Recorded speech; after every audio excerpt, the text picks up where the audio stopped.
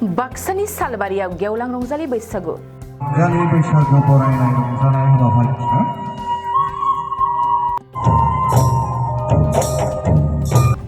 जय बरायनि सालबारि महकुमानि साखाथियाव थानाय सालबारि गामि बाथौ थानसालियाव सालबारि दख'रा एबसुनि बानजायनायाव दिनै गाजा गोमजायै फालिदों गेवलां रंजालि बैसागु फोरबो। दिनै सानसेनि हाबाफारिजों खुंफुंनाय गेवलां रंजालि बैसागु फोरबोनि समाव फिरफिला बिरहोनाय, मुंख्लंफोरनो बिबार बावनाय, बैसोगोरा सुबुंफोरखौ खुलुमनाय आरो उन्दैफोरखौ अननाय होनाय बायदि हाबाफारिफोरखौ खुंनाय जायो। बेनि उनाव बेलासि समाव खुंखा जानायजों रंजालि बैसागु फोरबोखौ फालिनाय जायो।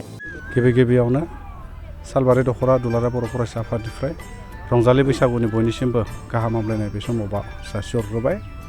दिनै सालबारि दख'रा दुलाराय बर' फरायसा आफादनि बानजायनाय आरो सालबारि गामि समाजनि हेफाजाबजों जि गेवलां रंजालि बैसागु फोरबो फालिथाय बे हाबाफारिखौ जोङो दिनै सानसेनि मेहेरगोनां हाबाफारिजों गाजा गोमजायै जों खुंफुंनो हाबाय।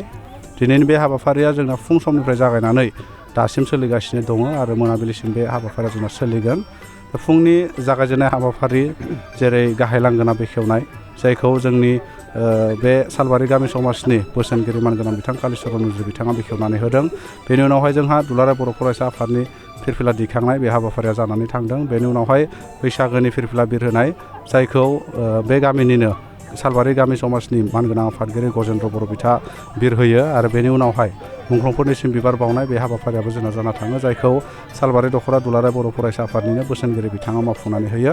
बेनि उनावहाय गोजोन आरो खौसेथिनि असिलायै जि गुफुर फारौ बिरहोनाय बे हाबाफारियाबो जोंना फुंनि समावनो जानानै थांबाय, जेरावहाय बिरहोगिरि महरै जोंहा बाक्सा जिल्ला दुलाराय बर' फरायसा आफादनि मानगोनां आफादगिरि उमेश दैमारि बिथांखौ जोङो आलासि महरै हांख्रायदोंमोन। नाथाय बिथाङा एसे लेट जानायनि जाहोनाव जोङो गुबुन आलासि फारियै बे गामिनिनो सासे मेलेमजिबि रसेन मुसाहारि सार आरो लोगोसे बिथाङा सालबारि गुदि बर' थुनलाइ आफादनिबो आफादगिरि। बेजों लोगोसे जोङो बे फारौ बिरहोनाय हाबाफारियावनो आलासि महरै मोनबावनो हायो सालबारि फरायसालिमानि गोरायुं मानगोनां सार डक्टर जगत चन्द्र बसुमतारी आरो बेजों लोगोसे बे हाबाफारियावनो बाहागो लाहोबावनो हायो बे गामिनिनो बोसोनगिरि कालिचरन मुजुरि। दा बिथांमोना बे फारौ बिरहोनाय हाबाफारिखौ मावफुंनानै होयो आरो बेनि उनावहाय जोंहा गेदेरफोरखौ मान बावनाय आरो उन्दैफोरखौ अननाय होनाय बे हाबाफारियाबो जानो थाङो, जेरावहाय दख'रा आफादा ओनसोलनि साफ्रोमबो मेलेमजिबि आरो लोगोसे रायजो राजा बिथांमोनखौ आर'नाइजों मान बावनाय जायो आरो जेरावहाय गोबां आफादफोरनि आफादगिरि गाहाय नेहाथारि, गुबुन गामि आफादफोरनि आफादगिरि गाहाय नेहाथारिया बे हाबाफारियाव नुजाफैयो आरो बेयो खोब मोजाङै मोजां जोंहा जानानै थाङो। जोंनि बे हाबाफारियाव गाहायै जोंनि सालबारि साब डिभिजननि एसडिअ सिभिल इनचार्ज सार लक्ष्यज्योति दास बिथाङाबो बे हाबाफारियाव बाहागो लाफैनानै जोंनि हाबाफारिखौ मेहेरगोनां खालामो आरो बे हाबाफारियावनो जिल्लानिफ्रायबो गोबां दैदेनगिरि बिथांमोना बाहागो लाफैना जोंनि हाबाफारिखौ मेहेरगोनां खालामो आरो बे बाथ्राखौ मख'नांगोन, जोंनि जि गेवलां हारिमु मोसानाय आरो जाय हाबाफारिखौ जोङो आलासि महरै लिंनानै मोनबोनानै खोब गोजोननाय मोन्दों। बे 2023 मायथाइनि जोहोलाव नीलेश्वर ब्रह्म हारिमुवारि बान्था मोनगिरि मानाव गेदेर रजनि स्वर्गियारि सार बिथाङा फैनानै गावनि मिलौदो गारांजों मेथाइ रोजाबनानै जोंनि जि गेवलां रंजानाय बे हाबाफारिखौ बेखेवनानै होलांदों।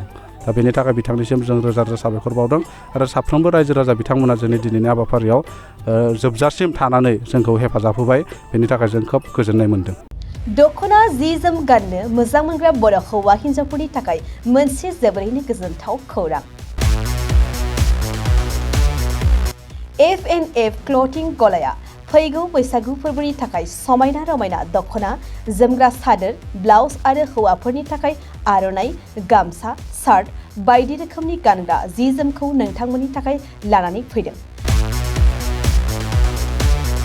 बेजों लोगोसेनो बर'नि जुलियाव नांगौ जानाय हौवा हिन्जाव गोदाननि गासै गानग्रा जोमग्राफोरखौबो बे गलायाव मोनगोन। गसाइगाव टाउनजों नांजाबनाय राजापारानि गार्लस स्कुलनि अपोजिटआव थानाय F&F क्लथिं गलायाव बर'नि गाब गोनां समायना रमायना ड्रेसफोरखौ गोसोनि लुबैनाय बायदि मोननो हागोन।